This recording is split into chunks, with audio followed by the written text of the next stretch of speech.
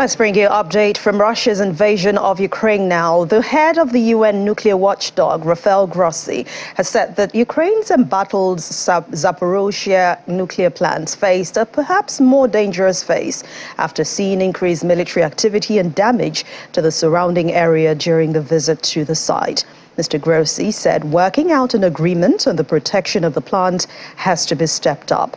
Mr. Grossi has been pushing for a demilitarized zone at the Russian-held power station, and that's Europe's largest nuclear facility, which has come under repeated shelling. In the course of my seventh visit to Ukraine and after my second visit to the Zaporizhia nuclear power plant, I am now more convinced than ever that the protection of the plant is absolutely necessary. I've been able to assess the damage sustained by this facility after the shelling of November the 20th and also the problems that occurred after the repeated blackouts. Protect Zaporizhia is possible. The IAEA and I myself will continue to work to this. Forward Presence Battle Group in Latvia held a NATO military exercise at the Adazi training ground today. From March 20 to March the 31st, 10 nations are taking part in the Crystal Arrow exercises aimed at improving cooperation between the armed forces of all NATO countries. U.S. troops participated in the drill alongside 9 countries, part of the Canadian-led multinational battle group in Latvia, Albania, Czech Republic, Italy, Montenegro, Poland, Slovakia, Spain and Slovenia. We're combat ready, but all of our nations put our forces over here in their own nations, and it's not until we get together here in Latvia that we start to build together. So today's really the culmination of 3 or 4 months of us bringing all the 10 nations together, learning how to work together as a common cohesive battle group. Meanwhile, Finnish aircraft took part in the NATO exercises in Estonia alongside French, Dutch and Estonian fighter jets. The Finnish FA-18 jets visited the Amari Air Base, which is home to NATO's Baltic Air Policing Detachments, for the first time since 2019. Finland's ambassador in Estonia, Vesa Vasara, said that he was pleased with Hungary ratifying Helsinki's membership into the alliance. Hungary's parliament approved a bill on Monday to allow Finland join NATO once its application has been ratified by all 30 members of the alliance, ending months of foot-dragging by the ruling Fidesz party on this matter. We are very pleased that the final ratification for Finland's membership seemed to be in the pipeline within these days, I hope. It is important at the same time to underline that our NATO membership will only be complete when Sweden also joins the alliance. Today we're really excited to work with future allies. The 4 Finnish F-18s that have landed here have been conducting planning with our crews as part of that exercise that will also see US, French, Netherlands and Estonian. But the message today really is about 3 things. First of all, interoperability, learning how to do more together. Also the cohesion among allies, partners and so on. And finally, deterrence and our commitment jointly to defend Estonia, to defend NATO and to defend Europe. The capabilities of the Finnish Air Force do not need elaboration, and we are looking forward to welcome Finland as a NATO ally in the very near future, and hopefully the Swedes also before Vilnius. German President Frank-Walter Steinmeier welcomed King Charles and his wife, Queen Consort Camilla, with military honors at Berlin's landmark at the gate on the King's first state visit abroad since becoming the British monarch. King Charles spoke of the warmth of the friendship between the United Kingdom and Germany, saying that in his first state visit abroad since ascending the throne last year, that it was a friendship which mattered greatly to his mother, the late Queen Elizabeth II. Over a 3-day visit to Berlin, Brandenburg in the east and the northern port city of Hamburg, King Charles will attend engagements reflecting issues facing both countries, such as environmental sustainability and the Ukraine crisis, and will also commemorate the past. Over all these years and in so many ways, I have been struck by the warmth of the friendship between our nations and by the vitality of our partnership in countless areas. It was, Mr. President, a friendship which mattered greatly to my mother, the late Queen, who cared deeply about the bond between our two countries. Our countries are working together to promote global health, to help developing countries overcome their challenges and prosper, and to advance the urgent and vital journey towards net zero. And of course, we stand side by side in protecting and advancing our shared democratic values. This is epitomized so clearly today as we stand together with Ukraine in defense of freedom and sovereignty in the face of unprovoked aggression.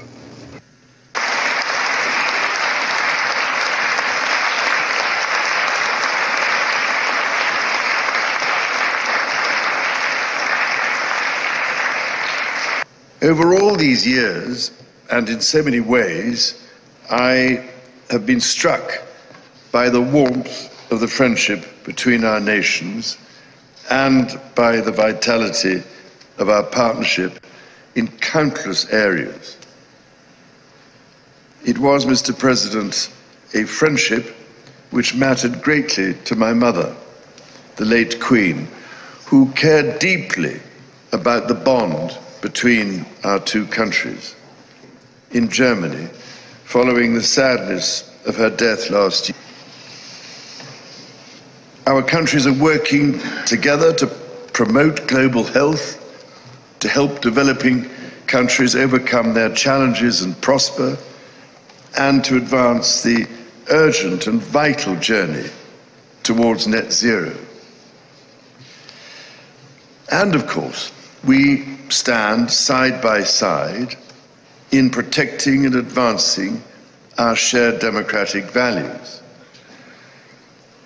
This is epitomized so clearly today as we stand together with Ukraine in defense of freedom and sovereignty in the face of unprovoked aggression.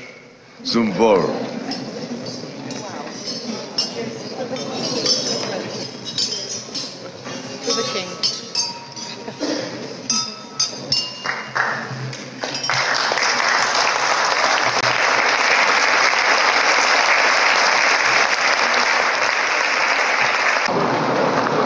In the meantime, King Charles III also visited an arrival center for Ukrainian refugees at the former Berlin airport. King Charles, together with German President, met with refugees at that center and talked about helpers.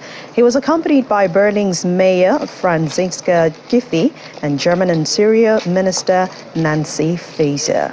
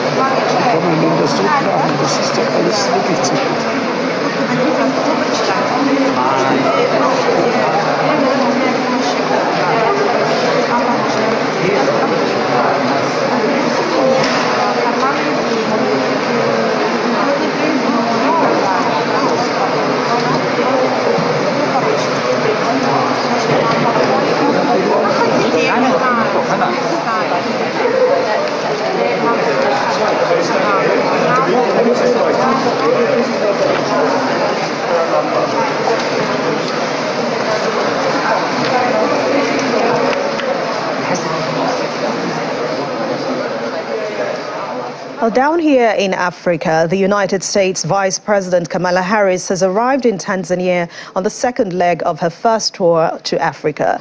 She will meet President Samia Suluhu, where she is expected to raise the issue of Tanzania's non-alignment over the war in Ukraine. The U.S. has been keen to get more countries to condemn the Russian invasion. Ms. Harris' tour is coming at a time of growing competition for influence in Africa by global powers like China and Russia.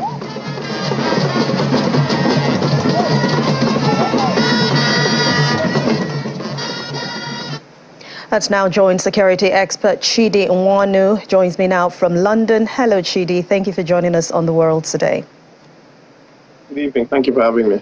Let's begin with King Charles's visit. He's in Germany. We've seen that the UK, Germany, and of course other Western allies, we'll call it, stance, and even their support with Ukraine in its battle against Russia's unprovoked war. What role is the West playing in this war? Well, the West's role is, has been quite clear from the beginning. It's, going to support Ukraine against Russian aggression. And it was, it was telegraphed to Russia. In fact, not even telegraphed, it was told quite explicitly to Russia at the beginning of the war that this is what would be the West's response, that if Russia invaded Ukraine, there will be Western support in terms of, military equipment, in terms of training, in terms of intelligence, and in terms of economic support. Everything was, more than any other war in history, everything that is happening now was told to both sides and to the whole world quite explicitly. So from the Russian perspective, nothing that's happening now should be a surprise. I think what they doubted was that, the West would live up to its word of supporting Ukraine. But that's kind of, the fault of their intelligence. But let's look at it from the other angle. Now, what do you make of China and Belarus's position in this conflict? Well, Belarus is in an unfortunate position of, just before this war started being, virtually a proxy of Russia. Lukashenko himself had a similar problem to, the revolutions that happened, in Georgia and in Ukraine, where the population wasn't happy with his election results and rose up against him. Now, everybody expected Lukashenko to rig the election, but, unfortunately, he rigged it more than people expected, which led to the revolution. And the only thing that kept, him from being overthrown from power was Russian support. So Lukashenko is very much in the grip of Russia and hasn't got much leeway. It's, I think I made the analogy once, even also on this program, that, the relationship between Putin and Lukashenko is like that of Mussolini and Hitler. It's a weaker power with a stronger power, but with ideological similarities. China is, of course, a completely different kettle of fish. China is a legitimate superpower in its own right. It will clearly dominate, whatever is coming, whatever system is coming in the world next, and that means that China by itself is going to be a power block. But China clearly needs allies in order to, challenge the Western-dominated world. And, Russia would naturally be a good mix for that. Unfortunately for China, Russia has got itself embroiled in this war and is, destroying its military in a fairly futile war, damaging its economy and also threatening China's economy. When you put all of these dynamics together, China is in this insidious position of having to support Russia because it's challenging Western hegemony, but also trying to look for a way to end the war because of the effect it's having on the global economy and how it's also detracting from, what could have been a good bargaining chip for China, which is a strong Russia on the borders of Europe. And talking about Russia, it's no news that drills have already begun there with Yar's intercontinental ballistic missile. Even a system with a range of about 11,000 kilometers have been deployed. What do you make of this show of nuclear strength by Russia? Broadly, in the grand scheme of things, it's irrelevant because a missile is a missile. Whether the range of the missile, it's at some point, once you've got an ICBM, you've got an ICBM. We're talking, it's now in the realms of, how long is a piece of string kind of thing. They've already got they've got ICBMs already. So getting a new one with more range or that can, carry more warheads, that's just a technical problem for your opponents. The fundamental reality of nuclear weapons is a strategic or political decision as to whether you use them or not.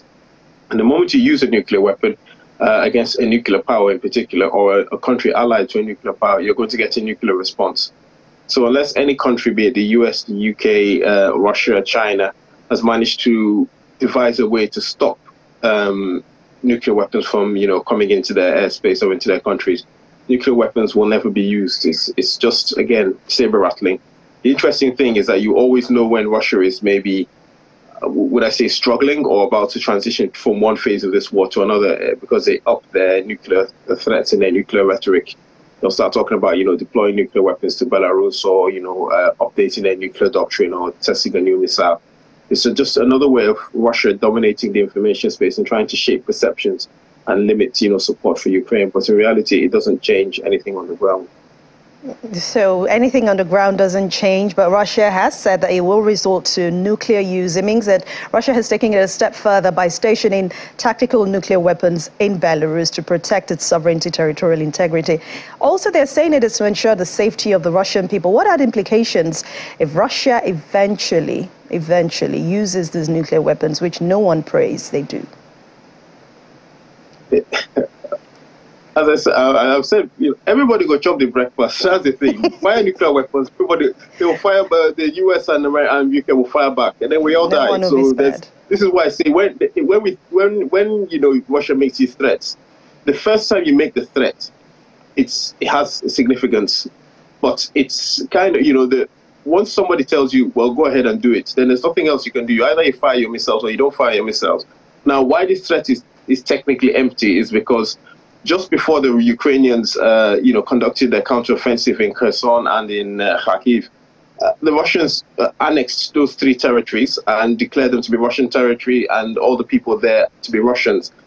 Going by Russia's nuclear doctrine, any invasion of Russian territory, any threat to Russian territory provokes a nuclear response. There was no nuclear response. So we can at least extrapolate from that Russia still has limitations on how far it's going to push a nuclear response. And I would suggest that red line is in reality a credible military invasion of Russia would provoke a nuclear response. But Ukraine launching a counteroffensive or even an attack into Belarus is not going to provoke a nuclear response. All of this is tactics to shape the environment and to try and ensure that Russia still has some sort of strategic initiative. But unfortunately, as I said, right now, all it does is telegraph weakness because Russia has launched its much telegraphed winter offensive and hasn't really done much. It hasn't captured Volodar, it hasn't captured Andivka, it hasn't captured Marianka, it hasn't captured Bakhmut. None of the land that it attacked is taken. It's taken a little bit of Bakhmut and that's it.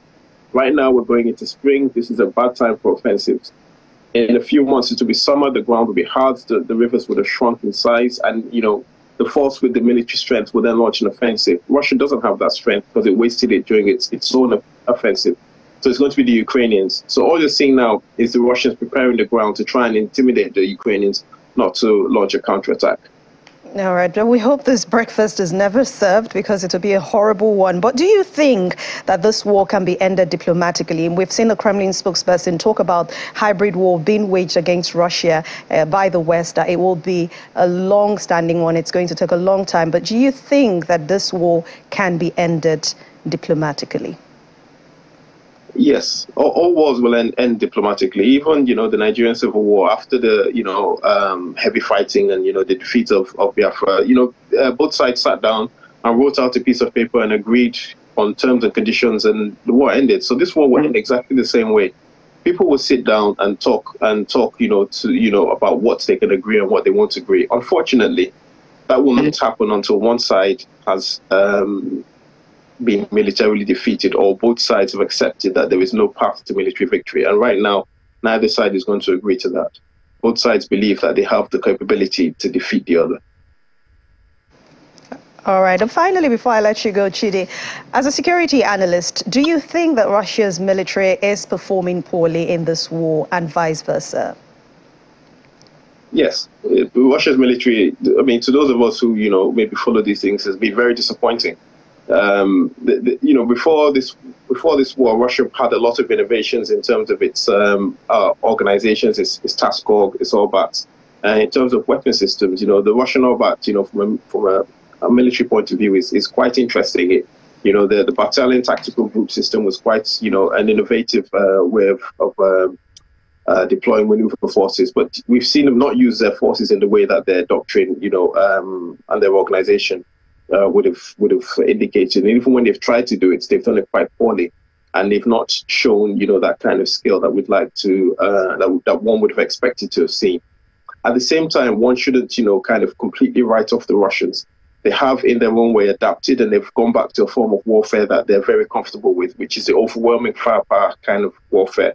rather than trying to copy what the West has done with, lightning fast maneuver warfare, troops, zooming around the battlefield, with network centered, units all over the place. They've gone back to, the old school, use a lot of artillery, use a lot of firepower, and move methodically through.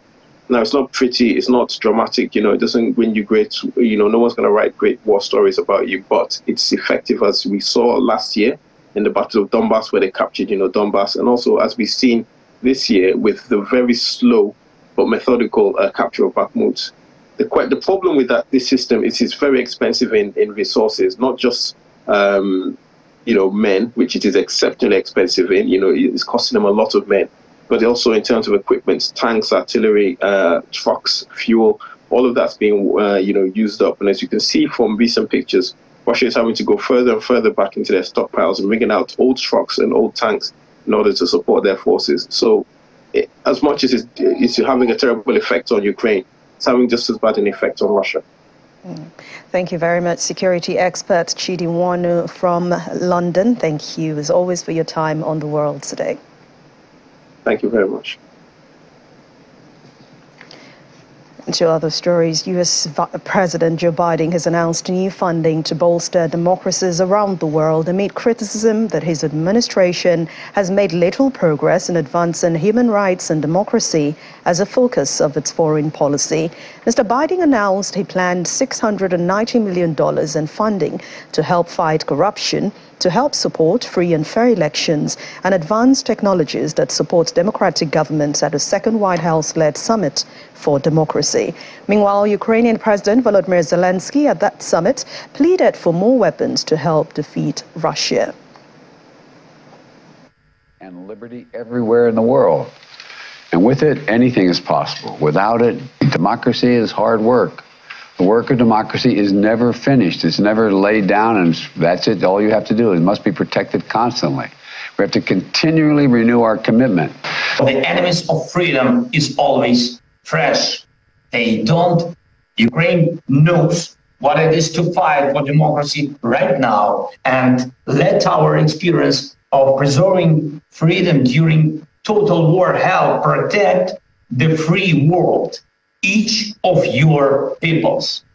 What you are actually seeing, this is deciding the fate of not only Ukraine, this is deciding the fate of everyone who is used to living freely. Russia has been at war with all of you for a long time, with the democracies of the world. This is war. Ladies and gentlemen, this is war precisely against freedom and democracy.